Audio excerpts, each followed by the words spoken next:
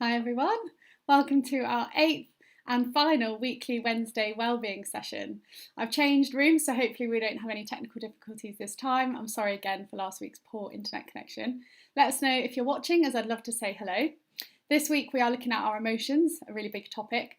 Our mental health and wellbeing have and always will be something we should prioritise and actively maintain, but life as we know it has dramatically changed. One of the toughest aspects of this pandemic is probably the uncertainty. Our mental health challenges are bound to be more prevalent given the current circumstances, and the uncertainty, changes and loss we are facing now will inevitably have a knock-on effect and long-lasting impact on our futures. I'm not saying this to negatively add to how you're feeling, but rather to emphasise the importance of focusing on our mental health and checking in with ourselves more often than we usually would. We absolutely need to show ourselves kindness during this time and inspire others to do the same. When was the last time that you experienced kindness? A time that you felt moved, protected, seen, thought of, loved? Often when you are feeling low, you become withdrawn. So the current situation we're in is a bit of a trigger to this negative cycle of isolating ourselves and letting the feelings worsen. So it's really important that you recognise how you feel and do what you need to in order to recharge your batteries and boost your mood. Is anyone else noticing more mood swings at the moment? I know I certainly am. The littlest thing can tip me over the edge, and the next thing I know, I'm crying over the fact that I burnt my toast. Something that can help explain this is our stress buckets, which we talked about in week 2. Our stress bucket is a lot more filled than it usually would be. We are subconsciously worrying about the everyday changes and responsibilities we now have in this situation, all the uncertainties, we're missing human interactions, especially with friends and family. We also aren't able to use our normal healthy coping strategies such as playing sports, socialising with friends, going on day trips. So before we've even done anything, we already have less capacity.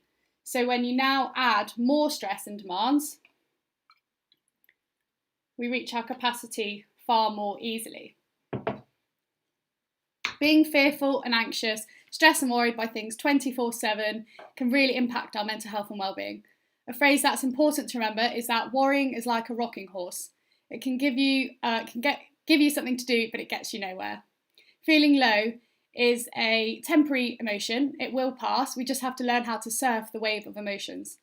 So worrying is unproductive, in other words. But what can we do when consistent worries flood our daily lives? Firstly, it's important to be able to distinguish between the two types of worry. Practical, things we're likely to encounter in everyday life, and hypothetical, unlikely scenarios that often start with what if. You can find more information about this and how to deal with each one in our online article called Worry. But in all cases of worrying, as we talked about in week 3, it's helpful to have a worry buffer. A limited and specific time in the day to outlet, think about and process our emotions, worries and fears. And if you catastrophise by imagining the worst case scenarios so often that it becomes the norm in a situation, we have an article online about rational and irrational thoughts and how you can deal with them. So have a look at this for more information on how you can overcome the extreme anxiety that can cause. Just going to say hi, I see we've had a few more people join. Morning to Marilise, Vota, hi to Fran, and also Dutch. Morning Helen, great that you could join us. So these negative feelings are all really big topics, that's why I'm signposting you to further information so you can explore it in more detail in a time that suits you. Something which can be really helpful in moving on from our negative emotions is letting go. This will look different for everyone. For some, it could be visualisation, like we did last week with the balloon during our breathing exercise.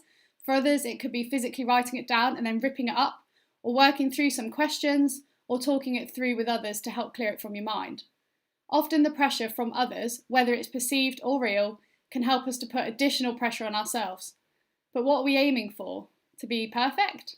As we talked about in week 5 of self-image, we all have imperfections, insecurities, flaws, weaknesses. So instead of choosing to pressure yourself and doubt yourself, we need to start doing what we love and be proud of ourselves for the little achievements each and every day. Even if you just feel proud of yourself for getting out of bed. That's an achievement. Be proud, love yourself. Don't let your anxiety, depression, fears, worries define you and control your life. You are in control and you choose how you want to live your life. So find joy in the little achievements. But granted, there are days where we'll feel mentally crippled, where we'll struggle to do even the simplest everyday tasks. It's mentally exhausting to carry on whilst you're imploding. So it's really important that first and foremost, we make sure that we are okay. Remember Maslow's hierarchy of needs that we looked at in week 4? We need to tend to our basic needs and make them a priority. Perhaps you can make a chart of essential needs and actions, enjoyable needs and actions, some quick chores or tasks, and then some more time-consuming back burner things. When you are feeling low, focus on the essential needs and perhaps do 1 or 2 things you enjoy to try recharge your batteries, make you happier and boost your mood. When you are having a good day and have lots of energy, patience and time, why not tackle something on your back burner? Either way, you are giving yourself a sense of achievement and getting through this in a manageable and healthy way. So I'm just going to give you some time now to jot down these columns and think about a few things for each of those. Whilst you do that, I'm going to check who's watching and have a look at the comments. I'll try and leave this here so you can have a look at the same time. Morning, Chloe. Really glad that you could join us as well. Want to say hello to my grandma in South Africa who's been watching each week, and also to Beth Locke who will be joining our team soon. Also to Carol Melling, Mac Morton. Want to say hi to Naomi, Isabel and Jake. Hi AJ and Ollie in Reading. See Bex and Tom are joining us. They've been doing our helpful self-care Sunday posts. Hi to Alice Page, who recently got a rather cute puppy. And hello also to Sheena and Bridget, who are our loyal listeners, been tuning in each week. Hi, just see we've got another comment. Hi, Kerry. Really glad that you could join us. Okay, so hopefully you've jotted some ideas down. So during these difficult times, it's important to know how to relax and set your mind free, at least for a little while. Relaxing is a form of self-care that we should invest in not only to develop a more positive mindset, but also to give ourselves a much needed break from the stress and uncertainty that is all around us. It will also really help boost your mood and emotions. It's the simple things. So I've made a mind map of some suggestions. This includes reading a book or magazine, doing some DIY, building a puzzle, listening to music, doing colouring in, cooking or baking, completing a Sudoku, gardening, spending time outdoors, gaming, photography, watching TV. I mean, the list is endless.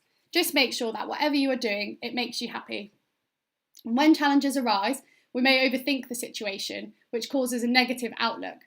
When we think and feel negatively, it can often be a slippery slope. Relaxing can be a way to break free from that pattern and focus on positivity.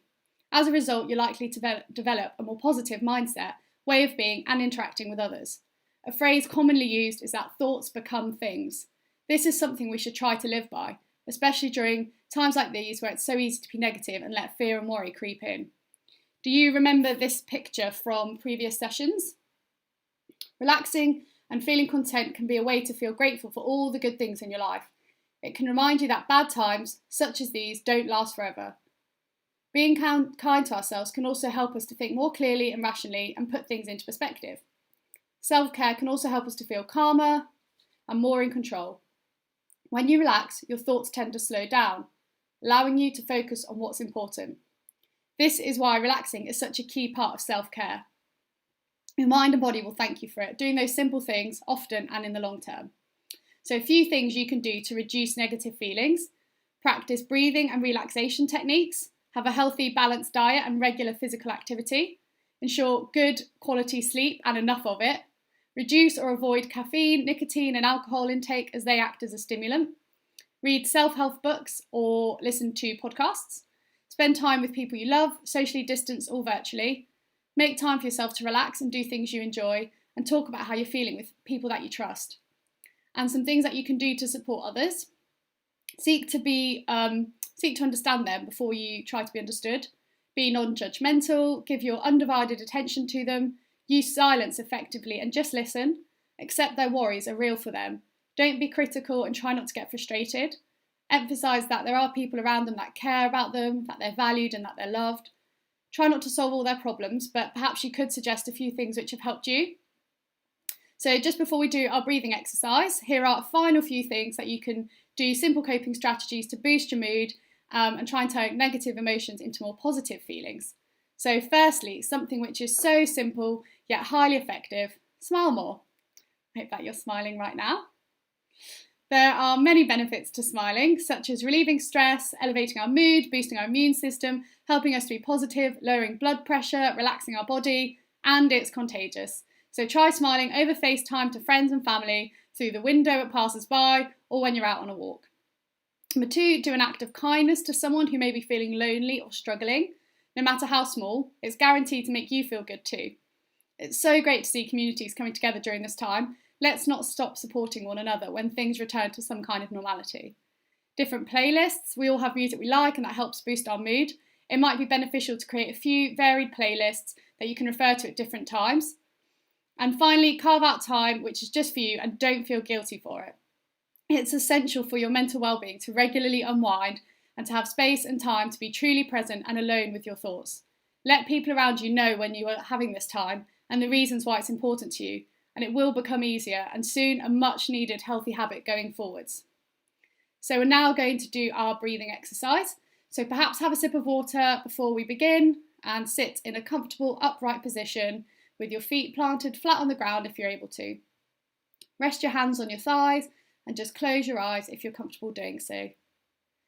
Take 2 deep breaths in to ground yourself. Concentrate on each part of your breath, the inhale, exhale, and space in between. Each time you inhale, picture the air coming in through your nostrils and filling your lungs. You can put your hand on your stomach to feel it rise and fall as you breathe, if that helps. And then as you slowly exhale, feel the air leaving through your mouth and let out a sigh as you do so, releasing a little bit of stress and tension each time. Try to slow your breathing down even more. And as you continue breathing at a relaxed pace, I want you to imagine it's the end of a long day when you are trying to get to sleep. Picture yourself lying in your bed, but as soon as you close your eyes, your mind begins to race. Whether you're overloaded at work or worried about the future, sometimes when your head hits the pillow, those unwanted thoughts can take over. But these anxious thoughts don't need to keep us awake. They do not have any power over you. You are in control. As you see yourself lying in your bed, picture a bunch of people chatting loudly outside your open window. Instead of yelling at them or getting frustrated, since you have a double-paned window, you just calmly close it. Imagine that the chatting is silenced when the window is fully closed, and you can drift off to sleep without background conversations. You can try this when you are in bed and you feel negative emotions creep in, uninvited. Once the window is closed, those anxieties are out of your mind. Continue breathing at your own comfortable pace and becoming more aware of your body and mind, and focus solely on my voice and try not to become distracted. Listen to my voice and what I'm going to say that Chantel Muller shared about trees in the wind and how they can reflect our own selves. The trees that are flexible enough just dance in the wind, even in the strongest winds, but the rigid and hard branches break off. Sometimes the situation in our lives feels like it's going to bend us backwards and break us in half. In these times, endurance and flexibility is what gets us through. Endurance is the strength to keep on keeping on. Being flexible means you are willing to adapt and consider others' opinions and options around you. You can move with the wind, even in the gale force. The opposite of this is also true. When you have no personal boundaries to guard and protect yourself, you become too flexible and you break under all the pressures of keeping everyone else happy or trying to be perfect all the time. Perhaps you start the day out with the best intentions and filled with inner joy and strength, just to have forgotten about it a few hours later and be looking and feeling like a battered branch that has been tossed around by the wind all day long. Remember that we are always learning, adapting and growing. Practicing endurance, patience, flexibility and being open-minded. Life isn't about waiting for the storm to pass, it's about learning to dance in the rain. Take one more deep breath in, feeling the air coming in through your nose, and exhale again out through your mouth. Wiggle your fingers and your toes, and when you're ready, just slowly open your eyes again and come back into the room. I hope you found that relaxing and it gave you some food for thought. So negative feelings are natural and we all feel them to some degree. As we talked about in week 2 though, they are good, and they can even kickstart our body into necessary fight or flight modes with a dangerous situation. But letting these negative emotions and thought consume our minds 24/7 will negatively impact our lives to a big extent. Periods of change and transition mean new situations, different responsibilities, new people, and unfamiliar environments, often resulting in a feeling of uncertainty and doubt. However, without these transition periods, we would be stuck in a state of inertia, lacking any forward progression. And although it can seem the easier option, the rewards for embracing and celebrating change can be huge in comparison to the safe ticking over of what we know. This is something we talked about last week with planning. Sometimes we are in a rut, and embracing change could be just what is needed. Change is inevitable, though being able to predict and fully control all the variables and outcomes is not, and it's exhausting. Consider what you can and can't control, something we looked at in the very first week, and try to be open-minded, flexible, and look for the positives, and have some things to look forward to that will give you hope and excitement. We're sharing an article on Friday about returning to normal, and how we can adjust and navigate our lives forward. It might be a helpful read. So we've got a comment from Hada. Thank you. Megs will miss these 15 minutes. I'm going to miss doing them as well. Hopefully we can do them again in the future. John, good session. Thank you. And I'm glad that you were smiling, Kerry. So that's us for now. We are looking at starting our 12-week courses again in the near future. So please get in touch if you'd like to find out more information or to get involved. Our resources are also available to purchase online with a 10% discount. I've really enjoyed seeing you over the past 2 months. It's been a real pleasure. So thank you so much for joining us. Thank you, Marilise. And remember that our mental health and well-being are things that we need to work on each and every day. So keep making time for yourself. Keep doing the things that make you happy, taking steps forward, reaching out to others. Take care and stay safe.